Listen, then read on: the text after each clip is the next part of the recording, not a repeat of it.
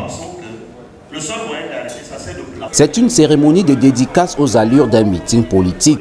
Normal, pourrait-on s'entendre dire.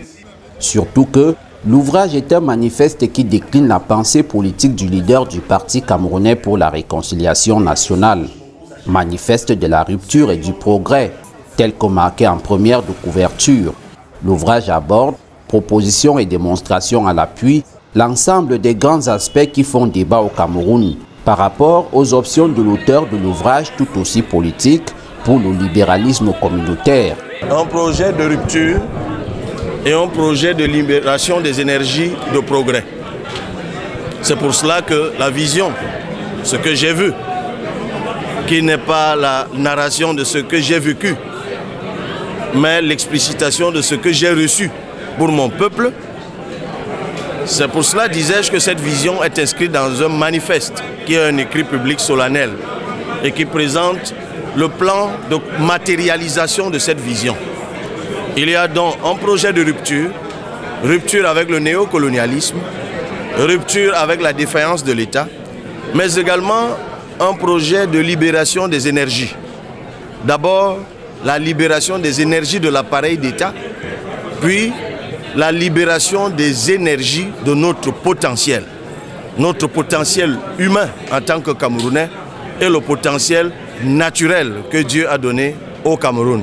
L'auditoire est idéologiquement diversifié. Ils viennent de l'ensemble des partis politiques contre le Cameroun et de la société civile engagée, chacun avec les motivations qui sont siennes. Je crois que je ne suis pas venu à un meeting du PCRN ou du parti de M. Cabral.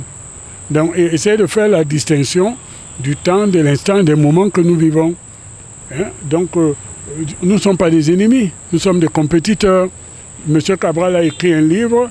Demain, si je veux contester son opinion, je partirai. C'est d'ailleurs ce que j'ai déclaré. J'aurai au moins une consignation de ce qu'il a déclaré comme sa pensée.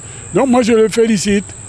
Les hommes politiques qui font la politique seulement le dimanche sur le plateau de télévision, qui disent tout et n'importe quoi et renient ce qu'ils ont dit, non. Le candidat Cabral Liby, parce que c'est un manifeste programmatique d'un candidat à l'élection présidentielle. Il a notamment parlé de la réforme de l'État, il a parlé de la réforme des collectivités territoriales décentralisées.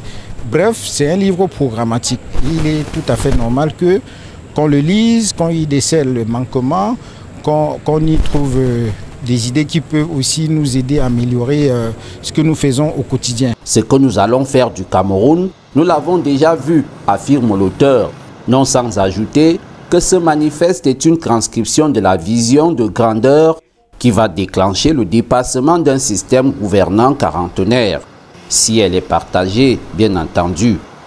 Ce que j'ai vu est le titre de l'ouvrage que l'honorable Cabral Liby soumet à la lecture et appréciation des Camerounais, certainement pour camper les bases d'un débat futur, mais certain en 2025, année de la présidentielle au Cameroun.